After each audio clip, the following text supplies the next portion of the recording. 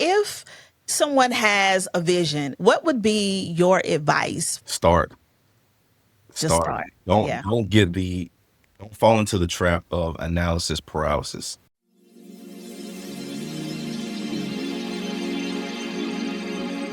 Welcome to Elevate Your Life.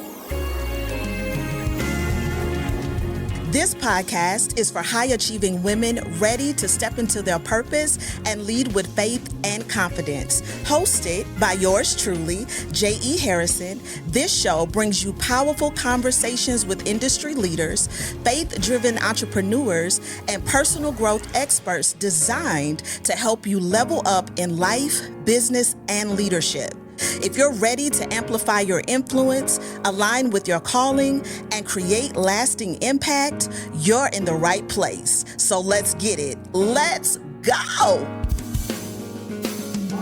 On Elevate Your Life, we highlight leaders who live what they teach, and today's episode is exactly that. Ronald Richardson is a devoted husband and father with a passion for purposeful living. His perspective on faith, family, and everyday leadership is refreshingly practical. He has served as the youth pastor of the Ramp Church International for 7 years. And so today we're talking habits, mindsets, and making a difference outside the walls of the church that last. Ronald Richardson, welcome to the Elevate Your Life podcast. How you doing today? I'm so excited to be here with you, JE. This is amazing, and I'm just ready to get in the conversation. I'm happy to be here, and I miss you. Oh, listen, I miss you guys too. I miss you guys so much. No, I am extremely honored that you agreed to be a guest on the podcast. And ironically, I already had you on my list, right? So I have like this wish list of people that I want to bring onto the podcast. And so I was actually trying to balance out like what season 2 was going to look like. And then when I saw your post on social media a couple of weeks ago about something awesome that you have going on that we will jump into, I was like, you know what? Let me go ahead and bring Ronald on for season 2, because I know that you have a lot of wisdom, a lot of information, and I just really love to see people allowing their vision to live outside of themselves, right? And making that practical impact. So tell me, first and foremost, what do you do professionally? So professionally, that can be a loaded question sometimes, right? Because you know how it is being an entrepreneur, and I wear a couple different hats. So currently, what I'm doing now is I'm a mortgage broker. So I have Okay. a mortgage broker license, and I also do a program called the Exit Strategy. So that is my business, and it's about financial education. So that is another portion of it that I do, and I also do sales for a tech company. So I do that as well. So I have a few different irons in the fire, doing a few different Yeah, jobs. So just trying to make some income so I can make the vision and the dream happen. absolutely. Well, listen, you've already mentioned it, so I feel like it's a good place to go into it. So tell me go a little bit more in depth about the exit strategy. What is that? Who are you targeting? What are they going to come away with? Talk a little bit about that. Yeah, so the exit strategy is it's a business term actually. So that's actually where I got it from. So I was just thinking one day during the pandemic, I was sitting in me and my wife had a one room basement apartment. I was sitting there, and during the times of the pandemic, we were on Netflix and watching different stuff on different platforms, and I was just like, I need to do something with the youth that is engaging, but also something Hmm. that is practical, like you mentioned earlier. So, I feel like the Lord just dropped this idea in my spirit to do a segment to where there's like a real life simulation to where we can take the children through, just what can they expect? So the idea was, let's give them a strategy for when they exit their parents' home. So I Yeah. want to give them tools that they're going to be able to live off of when it comes down to income, when it comes down to not just saving money and budgeting, but there's a lot of basics that's in there, but also these are things that they can carry throughout even their teenage years when they get into Yeah. having a job, their first job. So this really gives them a focus and a strategy, and it gives them a hope beyond what they can see. So sometimes as a young person, as a teenager, you kind of can't wait to get out your parents' house, can't wait to get out, Listen, but you don't have a guilty. plan. Right. I was the same way. But now I'm like, Lord Jesus, maybe it wasn't so bad. Oh. But but yeah, I wanted to be able to give them a plan and an idea, farther than just I want to get out of my parents' house. Okay, then what next? What happens after that? Right. That made it into a real life simulation. We first started it in November 2020. So I mean, we had masks on, we had the signs on the floor, Wow. feet apart and everything. So we made it work in that control setting. And where it started off with about, I don't know, maybe like 20, 25 youth. Last year we had a record number of about 75 to 80. Um, Wow. yeah, Yeah, no, that's awesome. I recall, I think I won't say the name of the agency that I was working with, but I was working with older foster care youth. And yeah, so we had this conference that we did every single year. And so I invited you in to be a facilitator for those youth to give them some financial literacy skills, right? yes, I And so I remember. remember, yeah. So I remember coming out of that, you were asking me a lot more questions about that, like what's the purpose? How are we being able to fund this? How are we getting the youth and all of those things? And Yeah, you and I had an opportunity to sit down together and really kind of map out that vision, right? And yeah, so that was one of the things that I was just super excited about when I saw this latest collaboration that you have down in Georgia. I think is with Gwinnett County, correct? yep, And so just being able to see the idea and your interest and how you came in and you took notes and you learned from that. mhm, And then having the opportunity to sit down with you and help you to develop vision and strategy and put yeah, together your sponsorship package to be able to sponsor this event. So what about that conference and working with those young people really intrigued you? And what gave you the motivation to take that idea and actually run with it, right? Because a lot of people yeah, have ideas, a lot of yeah, people have visions, but to actually take it, do something with it, and run with it, like, yeah, wow. yeah, yeah. So that's a great question. So my wife told me, she said that this is going to be bigger than what you think. Yeah. And you followed up with that after that event that I did with you all. And you said some similar verb, basically the same thing. Wow. Another person followed up and said the same exact thing.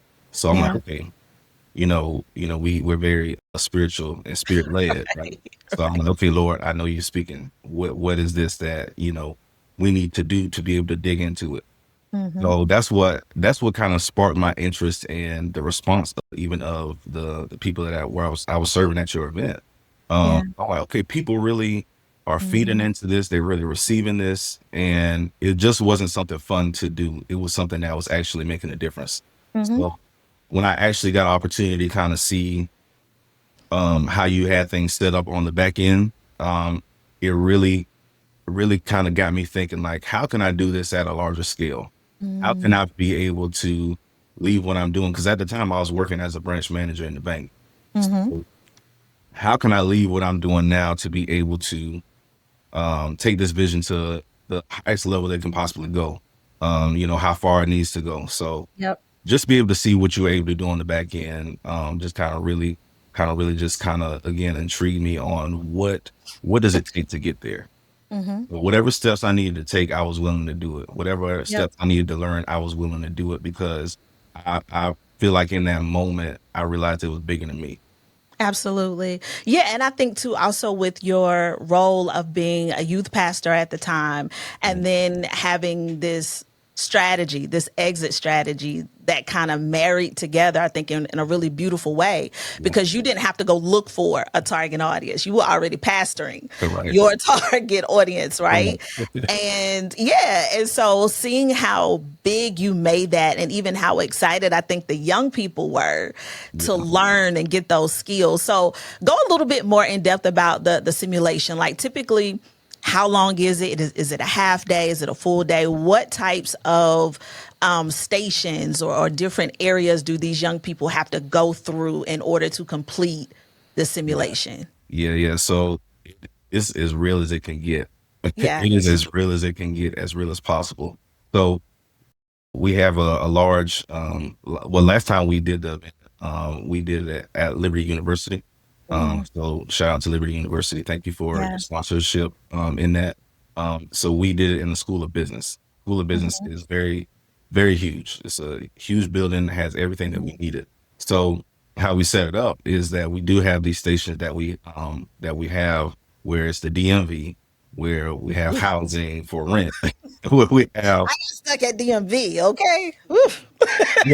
listen, the DMV is probably one of the kids' favorite stations. Oh my goodness. And I tell you why it's one of their favorites because the people that I have volunteering to serve at that station, they make it as real as possible. Okay. So they give you the full experience as if you were coming into the DMV. So so think of it as you have these real professionals. This is either their profession, either somewhere down the line in times past or either current. They're actually serving these children and saying, okay, Mhm, you're coming up to the DMV station. What are you here to do? mhm. Well, okay, you can't do that right now because we need 2 pieces of mail, so you need to go back home. And well, they think about 4 different trips back to the DMV just so they Yes. can pay their taxes or whatever the case is, right? And don't forget the lines, Yeah. you Oh, know. and the line is the line is basically you're gonna have to get a number. Like we make it as realistic as possible. So housing is one of them where we have someone in the housing industry um, with apartments and things like that. You know, how to rent an apartment. What does that look like? Um, and in the middle of the simulation, while the children are going around, we pause everybody and we make Mhm. increase because that's Ooh, real. that That, is that's realistic. realistic. Rent increases are realistic, so they have to add whatever amount to their budget sheet that their rent has increased. So we have several other stations that we do. So just imagine these real life professionals, you know, whether it Mhm. comes down to your power or light company, they have a station as well. So we have about 10 to 12 stations set up and the children have to go around to each station. We do have one that is very, very unique, and that is the life table or the life station. So Mm. actually something we added, JE, since the last time we had talked about this, but the life Uh-huh. station, we throw random things that life will throw at you. You get Mm. a flat tire, you need to buy, but then you find out you need to buy a full set of tires. Right. So these are the type of situation, and let's be real. One of the things is teen pregnancy, Uh-huh. life situations. Now you Yeah. child, you have childcare you have to pay for. Like, but there are resources. So we do have a social services table as well, station that they Wow. can go to be able to get that type of help. So that's just in a nutshell. That's basically what the event is. Yeah, no, this is the real deal. Like to the point, I think there are some adults that Well, could benefit. I'm glad you said that. And I think we'll talk a little bit about it later. But I'm glad that you said that. But we actually did it for adults and their children about 2 years Ooh. in Atlanta. Wow. Yeah, Okay. I yeah. love it. No, that is amazing. As this you're bringing up Atlanta, tell us a little bit about this event coming up, when the date is. I'm not sure if there's a registration process, if they're able to register or if it's already closed. But tell us about that. And if people are interested in hosting an exit strategy or want to know more about it or even volunteer, how might they do that? Yeah, absolutely. So we do have a partnership with Gwinnett County schools down in Atlanta, Georgia, and I say names on here too. Yeah, yeah, yeah. You're Great, yeah. good.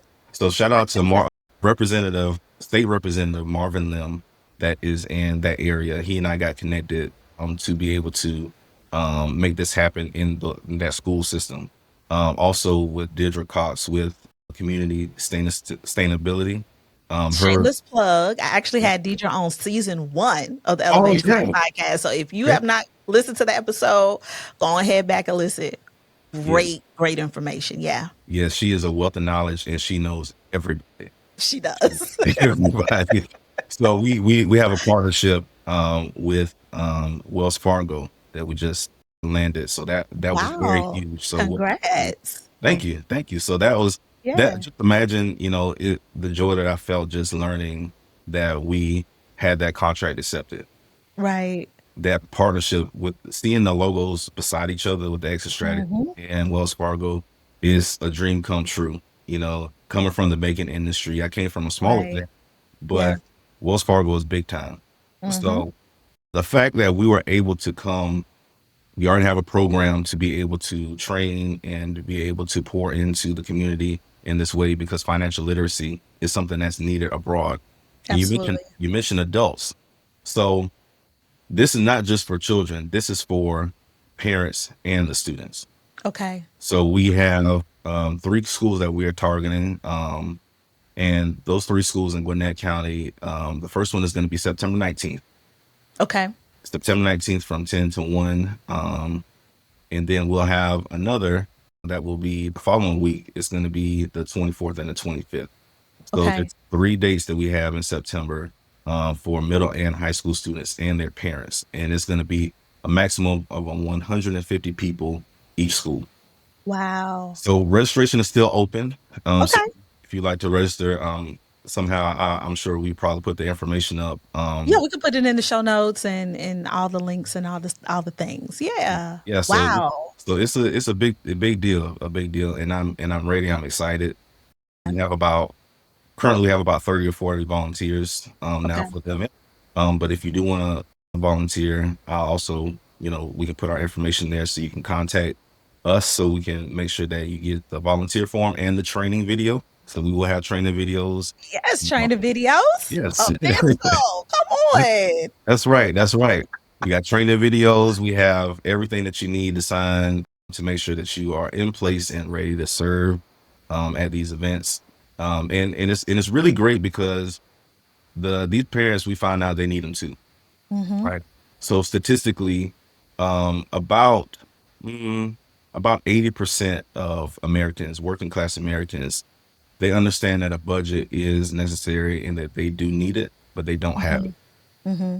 So just the power of the simplicity of a budget and how fast the money goes. Because if you don't give your money an assignment, it's going to assign itself to something. Come on, you preaching real good. That is for Yeah. sure. That is for sure. So I'm just curious. So as far as the exit strategy and giving these young people a budget, have they already pre-selected a career option and kind Mm. of mapped out what that salary looks like and all of those good things?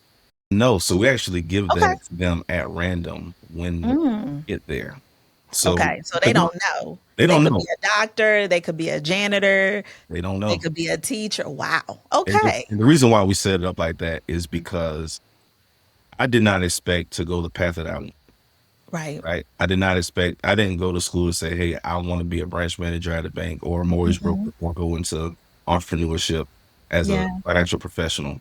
That wasn't my idea, right? Hmm. Because that wasn't my idea, I thought I was gonna, be an architect. Oh, So, okay. my plan and trajectory completely changed. And Yeah, because that's the reality of it. it And is. bringing that reality piece into it is that sometimes you got to go with what you're handed. And Right. you also do have to go with, at certain points, you might have to be someone that's working in retail as a Mhm. retail associate before you can get to this place of you being a nurse that you want to get to. Or Yeah. you might find out that you don't want to be a nurse and you want to be a real estate agent. Mhm. All of these different things that life will throw at you, we try to make it as realistic as possible. Now, I just did well, this is actually no, I'm gonna let it be a secret, and I want people to actually find out when they do the program. There's another Okay. segment that I just added for entrepreneurs, and I can share that whenever, Okay. you know, Come on, top secret. at a Yes. I love it. it'll I leave love time. I'll it. share that a little bit later, That's but right. Keep people on their toes. Keep yeah, them in tune to what's going on in all things exit strategy. I absolutely love it. And I am elated that even just in you and I having that initial conversation to mhm, see what it has blossomed into. So I think you are doing a phenomenal job. I'm definitely rooting for you guys. Anything that I can do to assist, refer, I think it is an excellent program. And so I'm just so excited to see you take that vision well, and run with it. thank you. No, I'm excited again, and I do remember that conversation we had and those meetings we had, and you helped me land some sponsorships early on, and I just took it and went from there. Yeah. And so, with your help, the exit strategy is what it is today. I So mean, that's what I do. I'm a visionary strategist. You know what I'm saying? there you So go. That's fine. Listen, celebrate yourself. Yeah. No, but I love it. It is a passion of mine because I see so many people, just through coaching and through entrepreneurship, people that have all of these great visions and ideas and notebook full of great ideas that they never take to the next level and take to the next step. And so it's just, I feel like it's a part of my assignment, a part of my vision, a part of my anointing, right? It's just something that kind of comes effortlessly for me. Like I don't have to try to figure it all out. It's just like, no, do boom, boom, boom, boom, boom. And get it And done. we there. So I love that. I love that. Hey, do you absolutely love the background music of the podcast? Then you are going to adore the song. It's called Better, and you can download it wherever you listen to your music. Search Better, that's Better, wherever you listen to your music and download the song. And welcome back to the Elevate Your Life podcast. I am here with my guest, Ronald Richardson, and we are just so excited about this robust conversation that we are having. So, Ronald, if people are interested in connecting, partnering, all of those good things, how can they do that? Yes. So you can follow me on social media. You can follow me on Facebook, or you can follow me on Instagram. My Facebook is Ronald Richardson II. It's 2 eyes, so please don't forget that, because my father is on Facebook, and he Well, probably, I'm sure Dad would be like, you probably looking for him, probably looking for my son.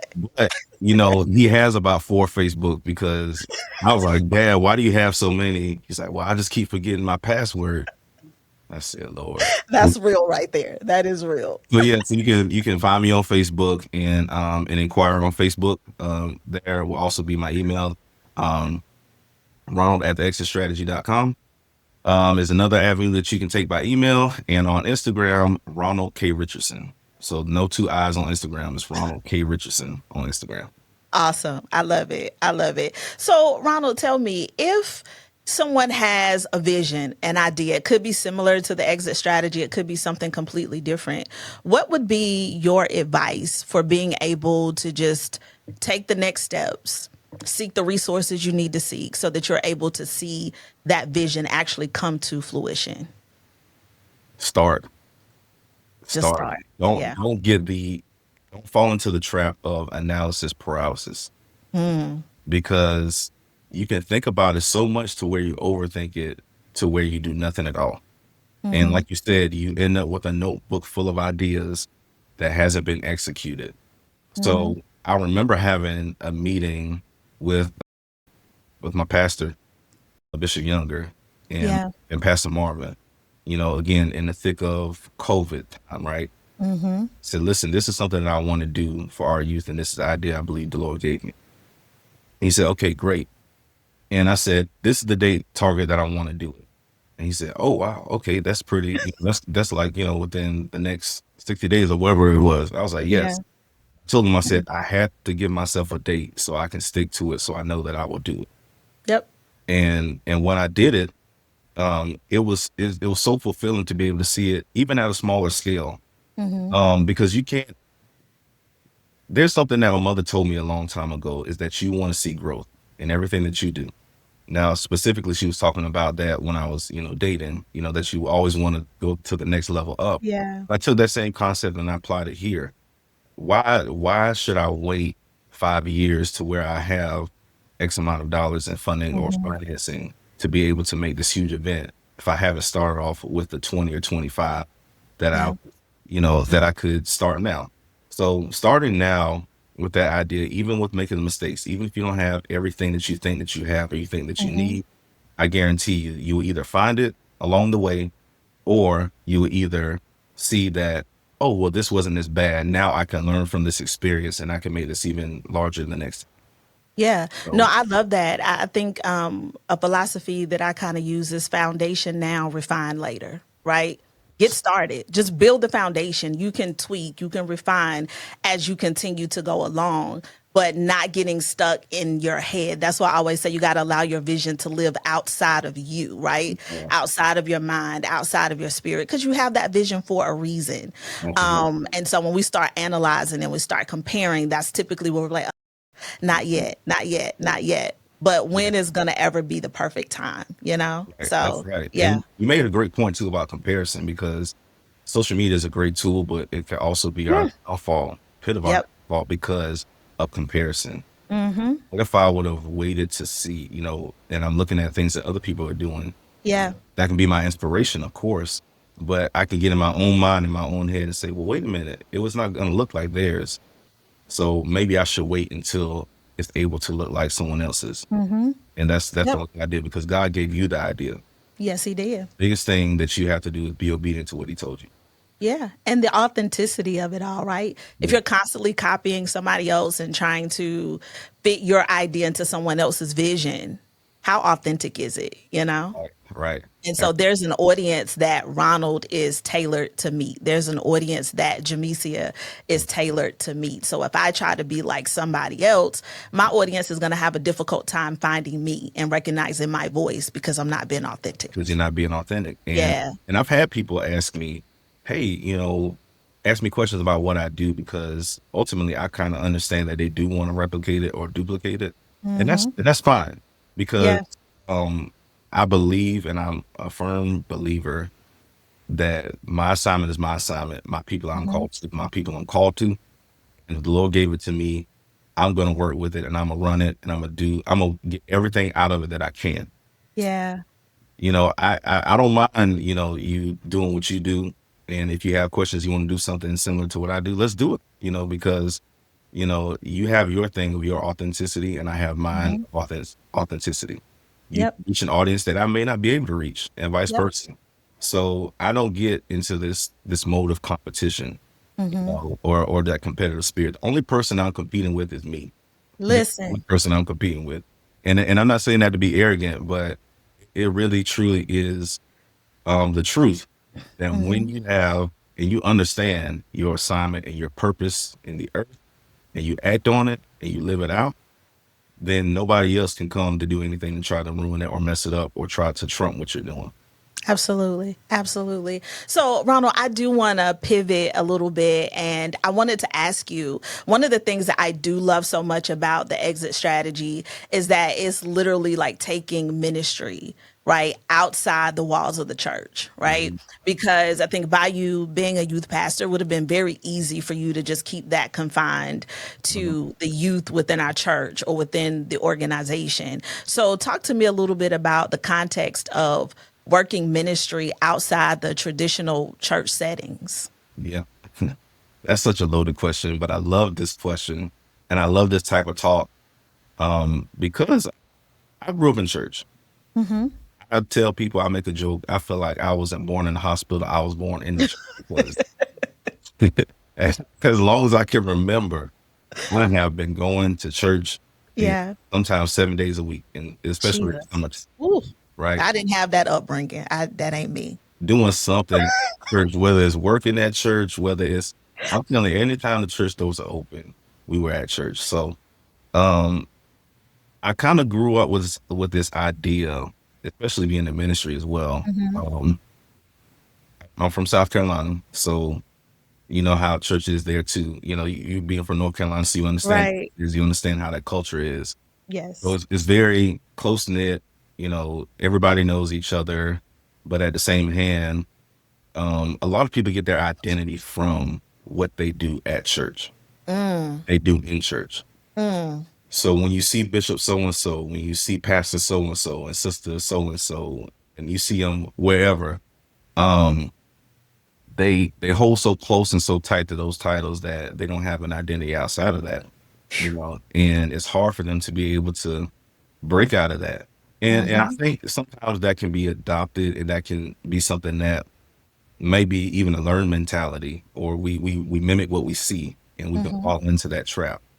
And when we fall into that trap, then we wouldn't be able to think outside of what we see from Sunday to Sunday, from Wednesday to Wednesday, or wherever your service time is. Sometimes it's hard to think outside of the four walls of the church because you're there so much. Yep. And because of that, I never wanted that to be me or my story, Hmm. Hmm. because I've seen it happen so many times. And I was even blessed to see examples of that in my own family. So my pastor growing up he's actually my uncle. And Okay. before he even came a pastor, he was a deacon and he was an electrician. Or no, I'm sorry, he was an electrical engineer. Mm-hmm. He had this full career before he even started pastoring, right?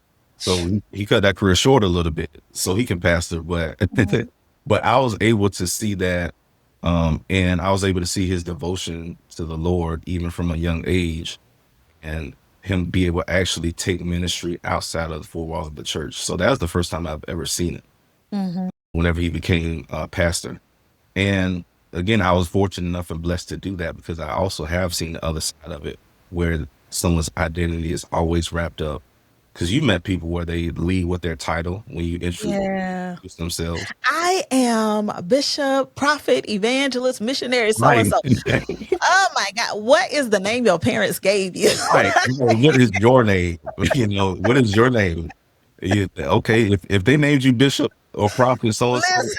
okay, then I got you. I will call you whatever your whatever that is. I'll call you. I'll call you that. No, but it happens so much, and we get this idea that we can be superstars in church, Mm-hmm. or we can we can we can master the art of church so people can know us because Yeah. that's what we're good at, or that's what we've been gifted to do. We made that gifting and that assignment synonymous with with with ourselves and our own identity. Yeah. So Listen, and I've also found this out, right? When you are truly anointed, mm, your anointing is transferable. yes, Like my anointing should be able to work in church and work at my job. that's right. It should be able to work, when I'm at the grocery store and when I'm officiating service, That's right? that's So right. the anointing is not contained to Sunday or Wednesday night or revival or whatever that time may be. That's right. It should spill out into the community. You ought to be making an impact outside Outside of of the walls of the church. And so I think that it is absolutely important that as believers, we understand that our gifts, our anointings, the things that God has given us can also be applied mm, outside of the walls of the church, right? To make an impact. And also as your life being an example of like, no, I can be anointed and wealthy. that's I right. can be anointed and have vision. That's I right. can serve in my church and serve as CEO That's at right. the same time. And it's possible. And as a matter of fact, I think as believers, that should be common among us. It should be our goal. It should be It- something that we strive for. yeah, We're not one dimensional. we're not. We're not one Mm-mm, dimensional. We are not one mold at any mm-mm. point in time. We may wear several hats, but we are not tied to that hat that we're wearing at that specific time. You know? Absolutely. And I was having this conversation with my wife a few weeks ago, is that this past season of my life, I really understood, especially so being the youth pastor for the past 7 years. Mm-hmm, December 31st, 2024 was my last day as youth pastor at the ranch. mm-hmm. And it was different for me, and I knew it was going to be different because it was the first time that I did not hold a leadership position in years. And I'm talking Yeah. about back for where I was at my home church, even Wow. before we went to Lynchburg. So you're Okay. thinking I'm in my mid 30s, so I'm thinking now that for a better part of maybe 20 plus years of my life, I've been operating and working in ministry, go, Yeah. go, go, go, go. And this is the first time where I actually have a chance to Mm. kind of sit and kind of just be Yeah. and not do. Wow. And it's unfamiliar, and it was very unfamiliar to me. And that's when this year some things began to unpack for me as it relates to the marketplace. Yeah. When I actually began to think about, okay, whatever's going to be next to me in the four walls of the church, ministry wise, it's going to be in the time that it's going to be. Mm-hmm, But it's not right now because I'm following the voice of God and I'm mm-hmm. okay with that. So instead of me trying to find out and figure out and force the hand of God or my pastor or whatever to find out what's going to be next for me inside the four walls of the church, let me go ahead and work on what's in my hands now, which is the exit strategy, which Yeah. is my assignment outside of the four walls of the church. Because Yeah. I know you, JE, you're a powerhouse, you're a Oh, preacher.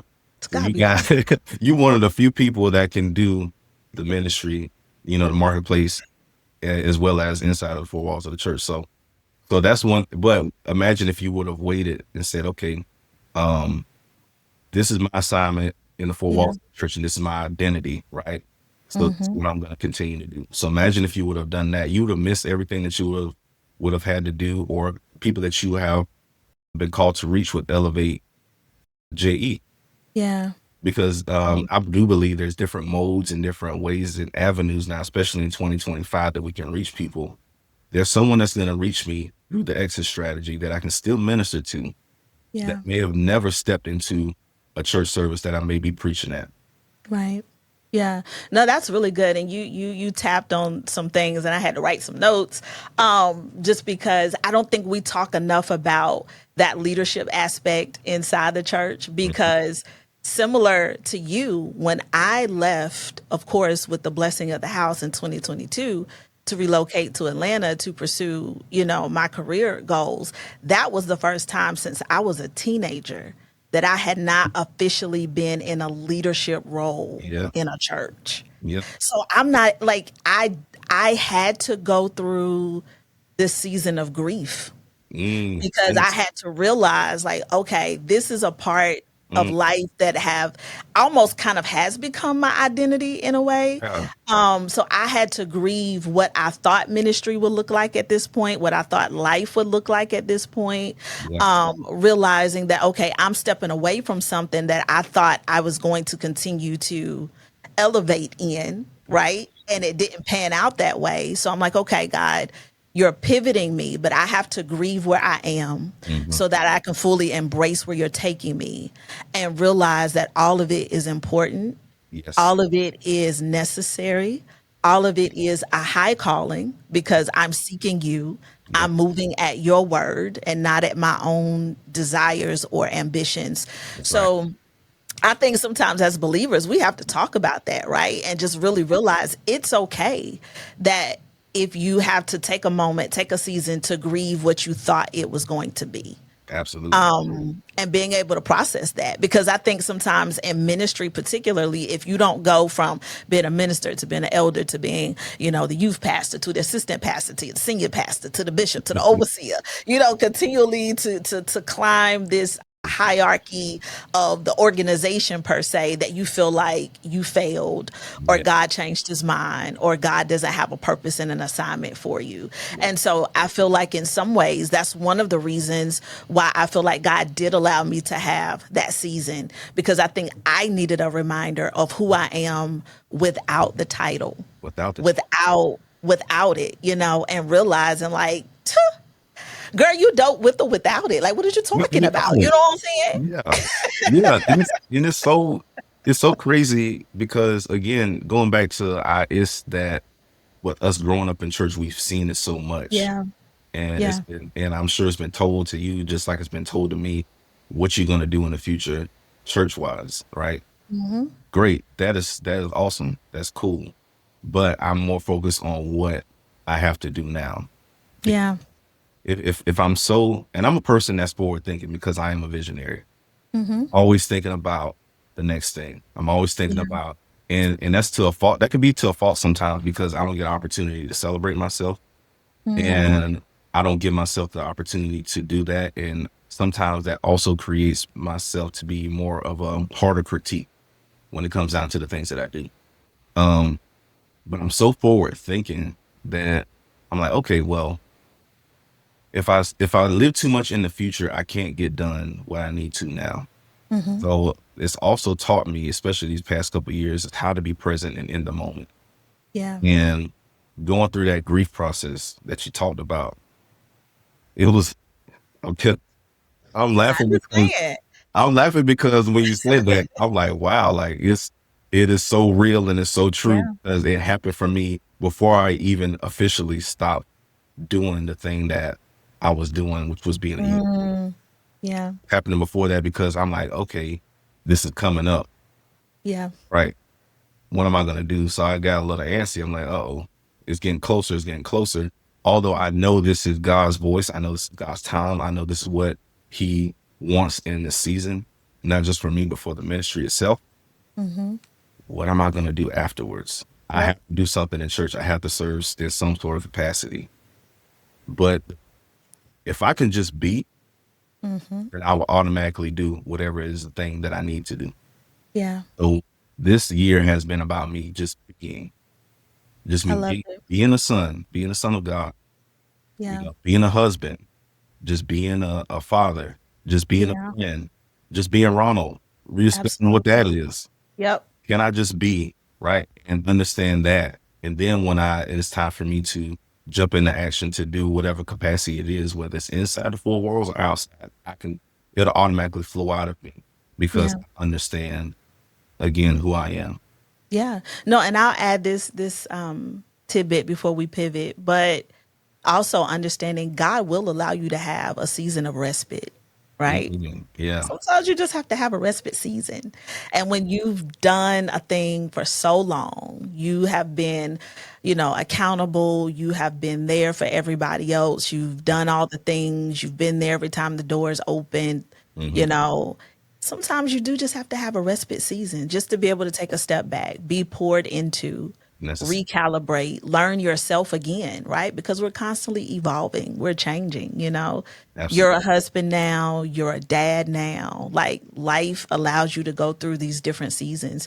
And it's okay to be able to take a respite season and not feel like I'm out of the will or the purpose of God. Yeah. And that's something I want, believers to understand. Now, of course, have conversation with your leadership. Just I'm like, oh, I'm in a respite season. I ain't doing that right now. You know what I'm saying? Like, well, absolutely not. I fully believe in accountability and having those Yeah. conversations with your leadership, but understanding it's okay. It's okay. And you are still in the plan and the purpose and the will of God. It's okay because you're going to look back at this moment and you are going Yeah, to appreciate this respite moment so much. absolutely. So it's about the journey. It's not about the destination. I love it. I love it. All right, Ronald. So we're getting down to the end of our conversation. So I want to switch to the segment that I call 60 seconds to elevate. Okay. 60 seconds to elevate. So I'm going to ask you a series of 5 rapid fire questions. And the first thing that comes to your mind is what you got to give me. Okay. Let's do it. All right. What is one habit that has changed your life? Consistency. Favorite scripture to stand on when things feel heavy? This isn't a scripture, but a passage. 1 Kings chapter 1. How do you stay spiritually grounded and professionally excellent? Ooh, gotta stay in prayer. If your life had a theme song right now, what would it be? Let the good times roll. If you could send yourself a 15-second or send your younger self a 15-second voice memo, what wisdom would you give yourself? Slow down. You will get there in the right time. I love it. I love it. Well, Ronald Richardson, thank you so much for being a guest on the Elevate Your Life podcast. I am so honored and humbled that you would take time out of your busy schedule to come and have a conversation with me. Thank you so much, JE and team there down at Let's Elevate. Listen, this has been amazing. I love this. I love it. I love it. I love it. And thank you for having me. It's been such an honor. Hopefully I get to come back again, but next time in Yeah, the studio.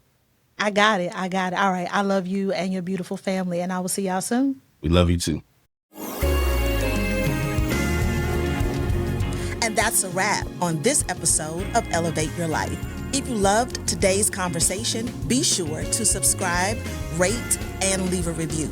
It helps more high-achieving women like you find the show. Follow us on social media at Elevate with JE and elevatewithje.com for more faith-driven insights and leadership strategies. Thanks for tuning in. Until next time, keep elevating.